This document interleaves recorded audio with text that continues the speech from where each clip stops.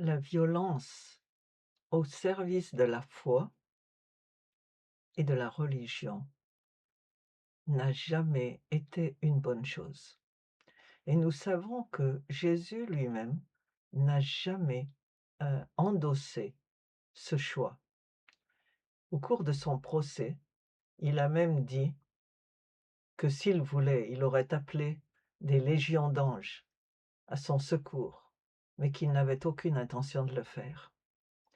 Et quand il est entré à Jérusalem, le jour où que nous appelons aujourd'hui, le dimanche des Rameaux, il s'est contenté d'entrer sur un ânon et il n'a jamais, pris le pouvoir par force. Au cours de l'histoire, pourtant, de nombreuses gens se recommandant du christianisme ont fait, bien le contraire et nous allons, faire un tour de ces événements pour en comprendre le côté, très négatif. Pour commencer, la croisade contre les cathares en France. Le XIIIe siècle est le théâtre d'une guerre religieuse qui oppose les catholiques aux cathares. À l'époque, l'Église catholique, l'Église chrétienne qui était devenue l'Église catholique et qui était la seule d'ailleurs, puisque les protestants n'existaient pas encore, heu, était liée, avait partie liée avec le pouvoir. Et cette guerre religieuse oppose les catholiques aux cathares, une secte religieuse née dans le nord de l'Italie vers l'an 1000. Le catharisme est considéré comme une hérésie par le pape Innocent III. En effet, ses adeptes observent un dogme rigoureux, fondé sur le retour à l'Évangile, refusent les sacrements et les enseignements de l'Église catholique.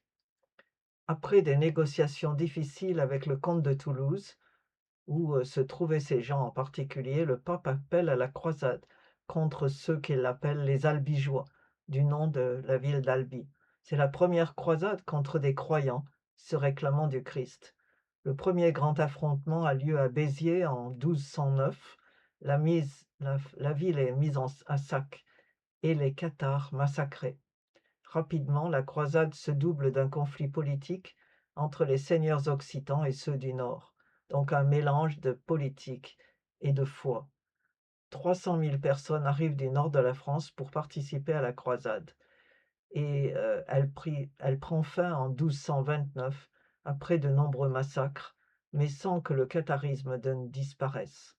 Suite à cela, en 1233, l'Église catholique va créer l'Inquisition, une institution judiciaire chargée de lutter contre les hérésies.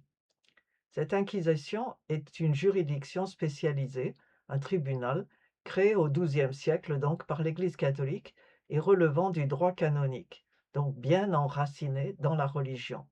Afin de combattre ce qu'elle qualifie d'hérésie, elle fait appliquer des peines variant de simples peines spirituelles comme prière et pénitence, à des amendes lorsque l'hérésie n'est pas établie, ou à la confiscation de tous les biens, ou même à la peine de mort pour les apostats.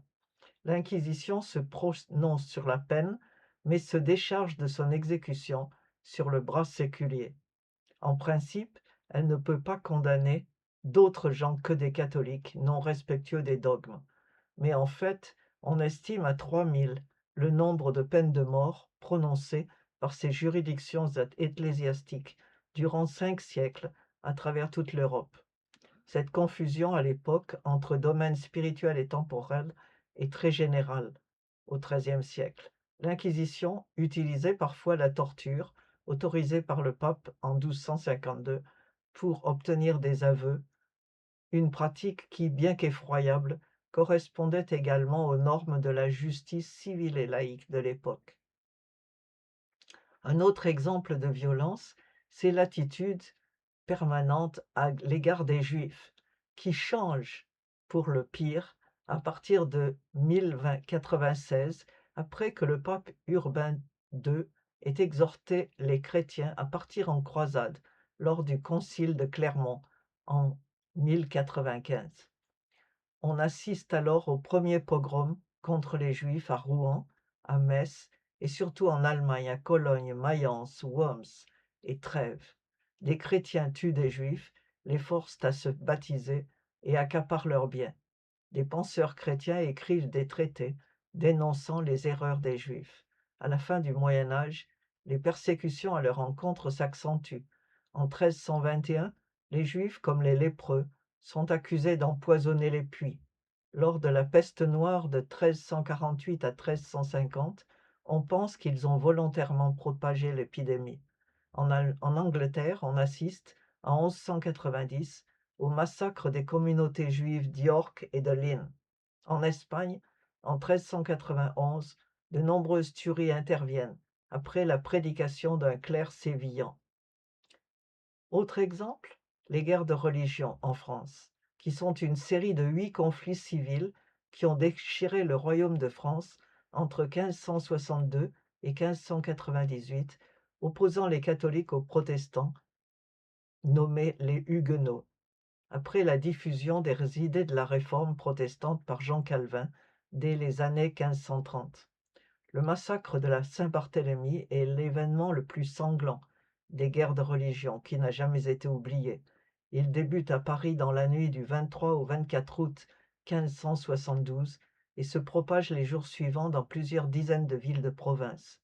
On estime à environ 3000 morts à Paris et 5000 à 10 000 en province. Face à la terreur, des dizaines de milliers de protestants abjurent leur foi par peur de mourir ou s'exilent vers des pays refuges comme Genève, l'Angleterre et les Provinces-Unies.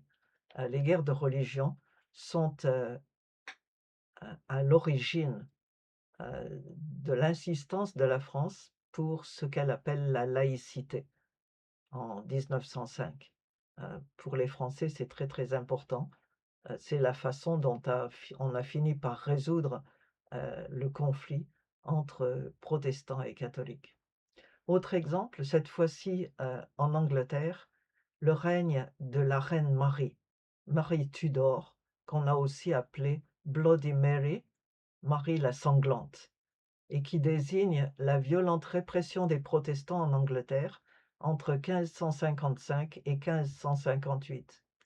Elle désirait rétablir le catholicisme qui avait été interdit dans le pays, et elle a fait brûler près de 280 dissidents sur le bûcher, ce qui lui a valu son sombre surnom dans l'histoire.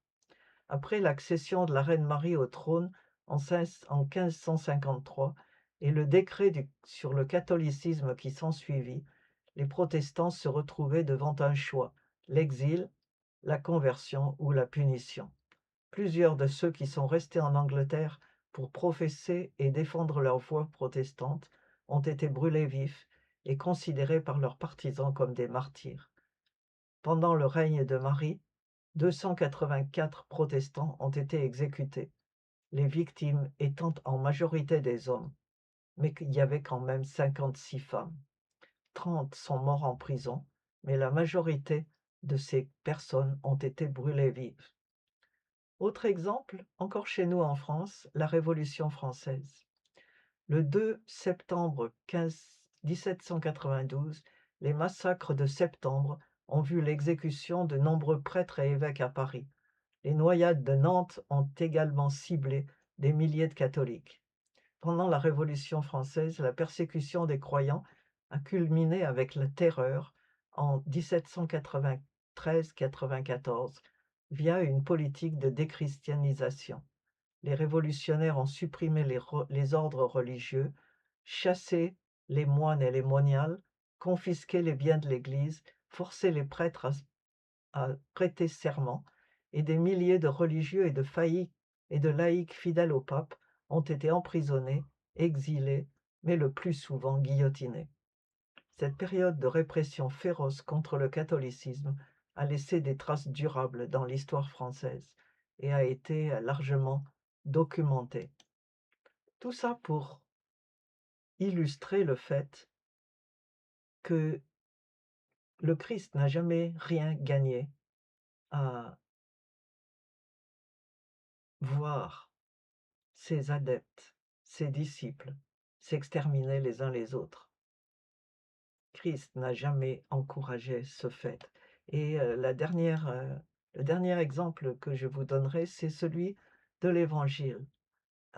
Gamaliel était un éminent docteur de la loi et pharisien du 1er siècle, respecté par tous. Son intervention décisive devant le Sanhédrin, le tribunal juif suprême, a consisté à convaincre les autorités de libérer les apôtres arrêtés pour avoir prêché au nom de Jésus, en leur conseillant la prudence. Ils avaient été emprisonnés pour avoir continué à prêcher la résurrection, malgré l'interdiction du Sanhédrin. Furieux, le Conseil suprême envisageait de les condamner à mort, mais Gamaliel prit la parole pour leur dire de ne pas le faire. Et il a illustré ses propos avec 2 exemples. D'abord, Teudas, un homme qui s'était proclamé important et avait rallié 400 hommes avec lui, mais qui fut tué, provoquant la dispersion totale de ses partisans. Et le deuxième exemple donné par Gamaliel, c'était celui de Judas le Galiléen, un meneur, apparu lors du recensement, qui avait rallié du monde avant de périr et de voir ses fidèles dispersés. Comme le disait Gamaliel, ne vous occupez plus de ces hommes, laissez-les aller. Si cette entreprise ou cette œuvre vient des hommes, elle se détruira. Si elle vient de Dieu, vous ne pourrez la détruire. Ne risquez pas d'être trouvés combattant contre Dieu. Conclusion. N'utilisez jamais la violence. Faites face, tenez bon et ne vous laissez pas entraîner dans un engrenage de violence.